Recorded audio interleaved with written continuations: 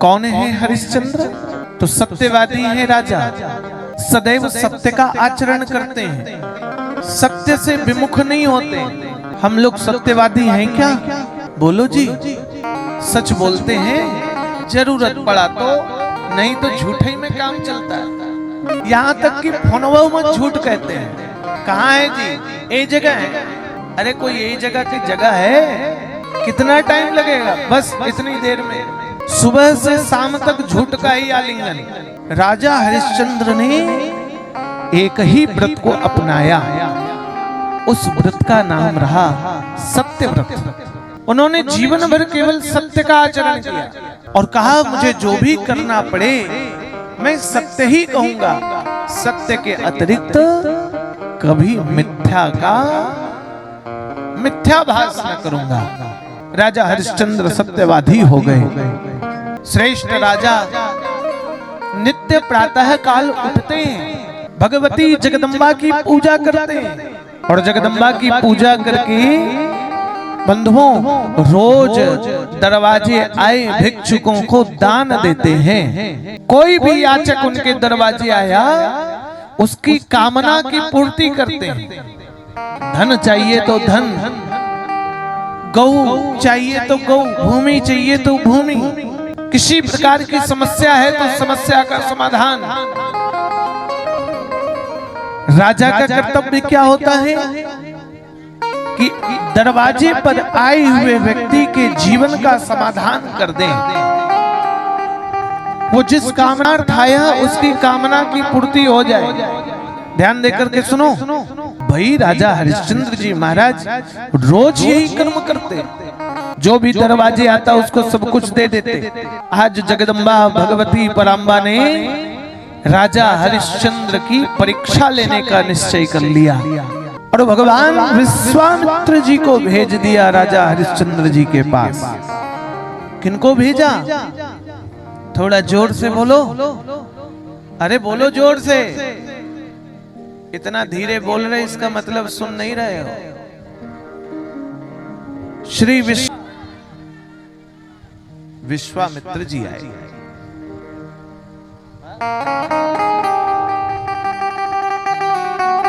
श्री विश्वामित्र जी महाराज और भगवान विश्वामित्र जी पहुंचे। भगवती ने परीक्षा लेने के लिए भेजा।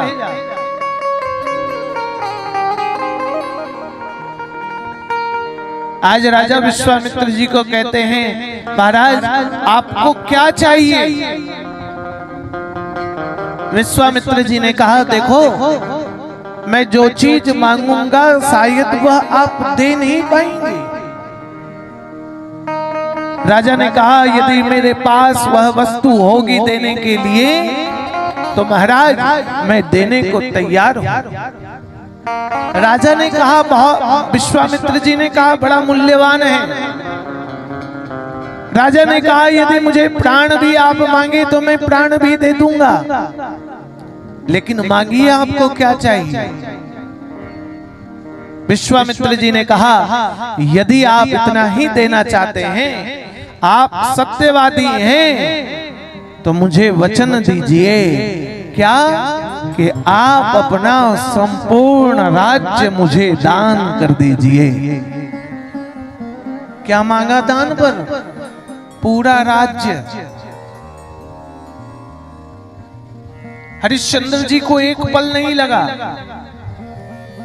और श्री हरिश्चंद्र जी महाराज ने कहा मैं देने को तैयार हूं। विश्वामित्र जी ने कहा ऐसे नहीं, संकल्प लीजिए महाराज, क्योंकि संकल्प में शक्ति है। ब्राह्मण देवता जब यजमान से संकल्प कराते हैं तो फिर कहते तन में मनः शिव संकल्पमस्तु, यज्जागतो दूर मुदैति दैवम तत्सुप्तस्य तथैव दूरम गमं ज्योतिषाम ज्योतिरेकम तन्मय मनः शिव संकल्पमस्तु। यह संकल्प शिव संकल्प हो जाए, सत संकल्प हो जाए। और एक बात ध्यान रखो, यदि आपने मन में भी किसी बात का संकल्प धारण कर लिया तो देवियों वह संकल्प पूरा करना पड़ेगा। हाथ में अक्षत पुष्प जल और कुछ द्रव्य दक्षिणा लेकर के आपने संकल्प कर लिया, मैं संकल्प करता हूं श्री विष्णु श्री विष्णु श्री विष्णु। वार गंगोत्र का उच्चारण करके आपने संकल्प ले लिया तो वो करना पड़ेगा। हम लोग किसी को संकल्प कराते हैं और उस समय यदि धन व्यवस्था उपलब्ध ना हो तो हम लोग कहते कोई बात नहीं यजमान जी, हाथ में जल पुष्प चावल लीजिए, 1 रुपया रखिए, लेकिन मन में विचार कर लीजिए कि ये दान दे रहे हैं और देना पड़ेगा। बाद में ऐसा सोचा नाना छोड़ दो तो फिर आपको कभी ब्राह्मण देवता के घर में नौकर बन के आना पड़ेगा। संकल्प की सिद्धि है और संकल्प में सामर्थ्य है। विश्वामित्र जी ने कहा राजन संकल्प लीजिए आप। दूसरी कान खोल करके बात सुनिए। आज तक आप लोगों को पता ही नहीं कि संकल्प में पैसा कितना रखना चाहिए। पता है? अरे हाँ ना बोलो। नहीं, नियम कहता है कि जिस वस्तु का दान कर रहे हैं उसका दशांश धन आपके हाथ में होना चाहिए। कितना? जोर से बोलो। अरे बोलो। दशांश। कितना? गौदान करा रहे हो तो गाय यदि 25,000 की है तो दशांश हाथ में मूल्य होना चाहिए, तब गौदान पूर्ण होगा। भूमि दान कर रहे हो तो भूमि के मूल्य का दशांश हाथ में रखोगे तब वह दान प्राप्त होगा। तो संकल्प में कितना धन रखें? दशांश धन रखना चाहिए। श्रीमद् देवी भागवत कहती इस बात को। राजा हरिश्चंद्र ने हाथ पर जल लिया, पुष्प लिया, चावल लिया और राजकोष से दशांश धन मंगवाया। विश्वामित्र जी ने कहा सावधान महाराज। क्यों? बोले अब ये धन आपका नहीं है, ये धन तो आपने दान कर दिया है। दान किए गए धन को संकल्प में कैसे ले सकते हैं आप? इसलिए महाराज यदि आपको दान देना है, संकल्प लेना है तो आपको अपना धन निकालना पड़ेगा। अब राजा तो आश्चर्यचकित हो गए, मेरा धन कहाँ है? स्वर्ण मुद्रा राज्य का, माथे का मुकुट राज्य का, गले की माला राज्य की, हाथों में स्वर्ण का आभूषण राज्य का। राजा का धनकोष राज्य का होता है। तो भैया मेरे पास तो धन ही नहीं है। श्री विश्वामित्र जी महाराज कहने लगे महाराज यदि धन नहीं है तो संकल्प नहीं होगा, और संकल्प नहीं होगा तो सत्यवादी कहना तुम बंद कर दो। तुम सत्यवादी नहीं हो। श्री हरिश्चंद्र जी महाराज चरणों पर गिर गए और कहने लगे महाराज मुझे कुछ पल का समय दिया जाए, मुझे कुछ महीने कुछ दिन का समय दिया जाए। मैं उन समय पर मजदूरी हो, चाकरी हो, कुछ काम हो, उस काम को करके धन एकत्रित करूंगा और धन ला करके आपको संकल्प पूरा करूंगा। थोड़ा आवाज बढ़ाओ, आवाज कम है। मैं उस संकल्प को पूरा करूंगा। विश्वामित्र जी ने कहा, महाराज आपने समय मांगा तो मैं समय देता हूं, लेकिन निश्चित समय है आपका। यदि इतने समय में आपने संकल्प का मूल्य इकट्ठा न किया तो समाज आपको सत्यवादी नहीं मिथ्यावादी कहेगी। आज महाराज हरिश्चंद्र की पत्नी और पुत्र दोनों ने विचार किया कि हमें राजपाट छोड़ करके कहीं मजदूरी करना चाहिए। कहां जाएं? तो बंधुओं, श्री हरिश्चंद्र जी महाराज अयोध्या का त्याग करके काशी आ गए।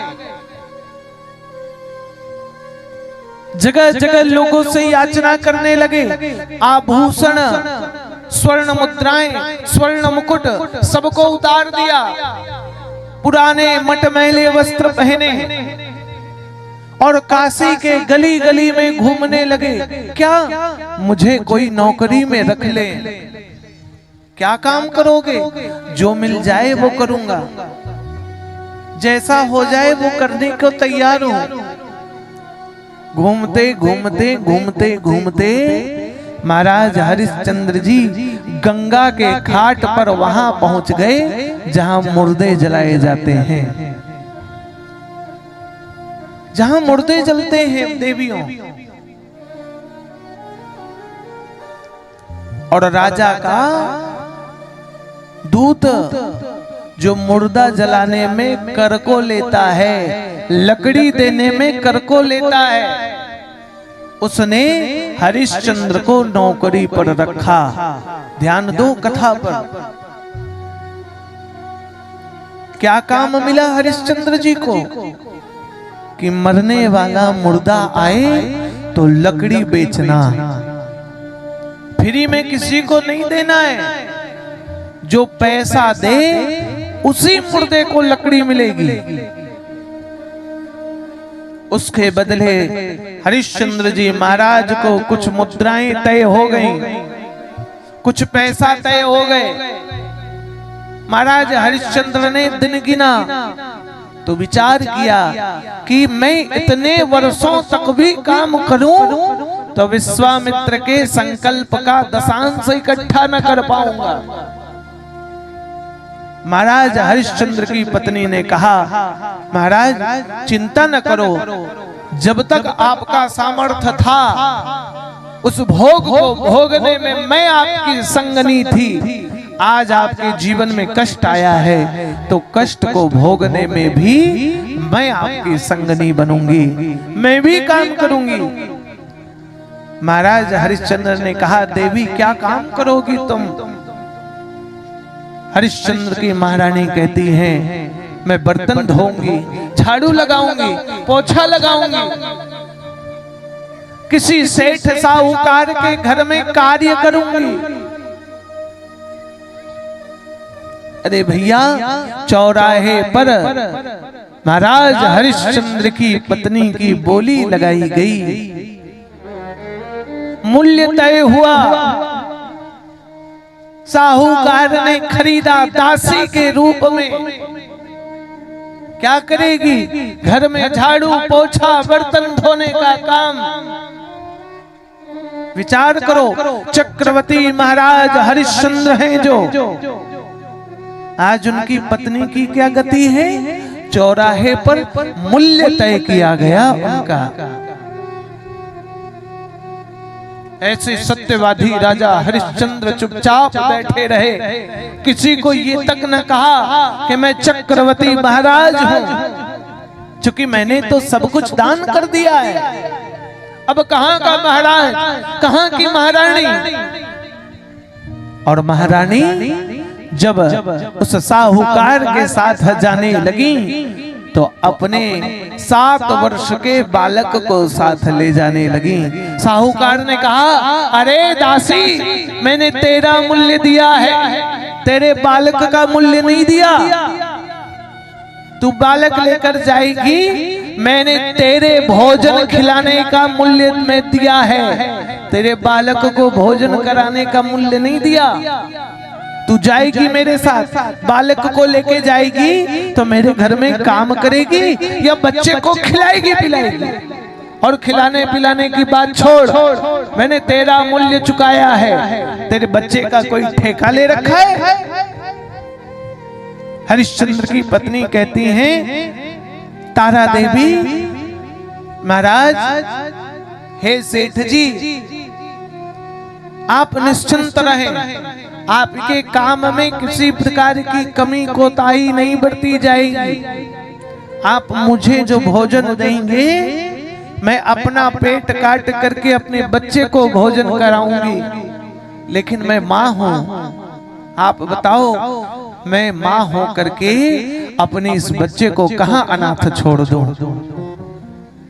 जानते हो देवियों, महारानी तारा देवी अपने छोटे बच्चे को साथ लेकर आई, घर पर बर्तन धोती,